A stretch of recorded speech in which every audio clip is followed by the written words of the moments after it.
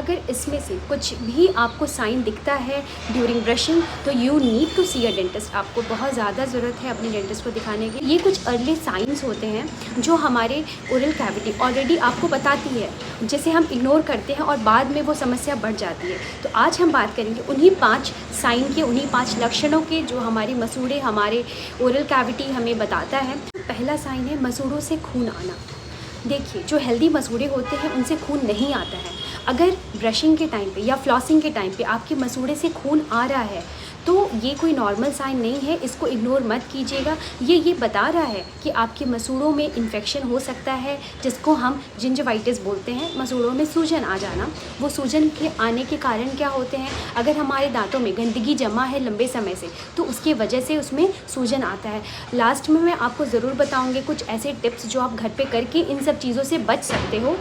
दूसरा है क्रॉनिक और परसिस्टेंट आपका बैड ब्रेथ, मतलब आपके मुंह से लगातार बदबू आना। चाहे आप ब्रश कर लिए हो, फ्लॉस कर लिए हो, टंग क्लीन भी रखते हो, उसके बाद भी आपको ऐसा फील होता है कि आपके मुंह से बदबू आ रही है। बैड ब्रेथ क्यों आता है? अगर आपके मसूड़ों की समस्या है, अगर आपको किसी तरह की कैविटी है, या तो फिर अगर आपको टॉन्सिल स्टोन है, ये भी एक बहुत बड़ा कारण है बैड ब्रेथ का। जो हमारे टॉन्सिल में स्टोन हो जाता है उसकी वजह से मुंह से बहुत ही बदबू आना, जो कि नॉर्मली हमें लगता है कि हमने ब्रश तो कर लिया है तो बदबू तो चली जानी चाहिए, पर वो जाती नहीं है। Third one is tooth sensitivity, मतलब आपके दांतों में बहुत तेज़ झंझनाहट होना। कुछ भी गर्म या ठंडा खाते हो तो आपके दांतों में बहुत तेज़ झंझनाहट होती है। ऐसी कंडीशन में टेम्परेरी रिलीफ के लिए आप सेंसिटिविटी टूथपेस्ट यूज़ कर सकते हैं, जो आपको टेम्परेरी थोड़ा रिलीफ दे देगा।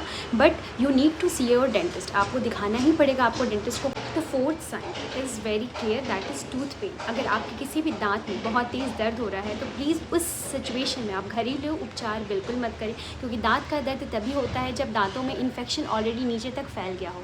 ऐसे में अगर आप घरेलू उपचार करोगे तो हो सकता है इन्फेक्शन और ज़्यादा बढ़ जाए और चेहरे पे, मुंह पे सूजन आ जाए। तो इस कंडीशन में आप अपने डॉक्टर, अपने डेंटिस्ट को ज़रूर दिखाइए जा करके, अगर आपके दांतों में बहुत तेज़ दर्द हो रहा है तो।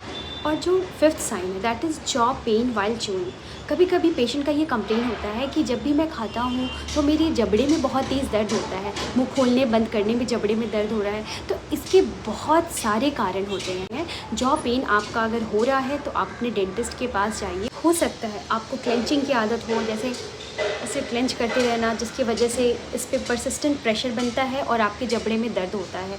या फिर हो सकता है आपको ब्रक्सिज्म की आदत हो, इसमें आप कोई जानबूझ के दांत नहीं घिसते हो, आपको पता नहीं चलता है, बट आप दांत घिसते हो और उसकी वजह से जबड़े पे प्रेशर आता है और जबड़े में दर्द होता है। तो ऐसे सिचुएशन में आप अपने डेंटिस्ट के पास जाइए, वो आपको कुछ मेडिसिन देंगे, कुछ एक्सरसाइज बताएंगे, जिससे आपके दांतों को रिलीफ, आपके जबड़े को रिलीफ मिलेगा। तो जैसा मैंने आपको प्रॉमिस किया था, वीडियो के एंड में मैं आपको बताऊँगी ब्लीडिंग गम की होम रेमेडीज़। देखिए, ब्लीडिंग गम के बहुत सारे रीज़न हो सकते हैं। जब दांतों के मसूड़ों के ऊपर कुछ भी गंदगी जमा हो जाती है तो वो 2 तरह की होती है, एक होता है प्लाक और एक होता है आपका कैल्कुलस। अगर प्लाक जमा हुआ है तो आप कंटिन्यू 10 दिन तक रेगुलर ब्रश कीजिए, दोनों समय फ्लॉस कीजिए, टंग क्लीन कीजिए। आप देखोगे कि 10 दिन के बाद आपकी ब्लीडिंग गम की समस्या अपने आप कम हो जाएगी, अगर प्लाक है तो। लेकिन अगर कैल्कुलस है तो कैल्कुलस आपका किसी भी घरेलू उपचार से ठीक नहीं हो सकता, जिसको हम टार्टर भी बोलते हैं, ये नहीं हो सकता। इसके लिए आपको डेंटिस्ट के पास जाना ही होगा। क्या होता है, जो प्लाक जमा होते होते जिसको हमने क्लीन नहीं किया है वो बिल्कुल पत्थर की जैसे बन जाते हैं और वो अपनी मसूड़ों को नुकसान करते हैं और वो खुद से नहीं निकलते हैं। सो इस कंडीशन में तो आपको डॉक्टर के पास जाना होगा। और अगर आप चाहते हो कि आपकी मसूड़े हमेशा हेल्दी रहें तो आज मैं आपको एक ऐसे टिप्स के बारे में बताना चाहती हूँ, दैट इज़ मिरेकल वाटर। आपको पता है मिरेकल वाटर कहाँ मिलता है? ये मिरेकल वाटर आपके घर के किचन में मिलता है। जी हाँ, आप उसको घर में बना सकते हैं। गुनगुना पानी लीजिए, उसमें आधा चम्मच नमक डालिए और उससे आप आदत बनाइए कि कम से कम दिन में एक बार आप उसको यूज़ कीजिए, उससे गार्गल कीजिए। उससे आपके ओरल कैविटी हमेशा हेल्दी बने रहेंगे। देखिए, ये आपकी जो ऑलरेडी डैमेज हो चुका है उसको तो रिवर्ट नहीं करेगा, लेकिन फर्दर डैमेज को ज़रूर बचाता है। And trust me, it will definitely work for anyone.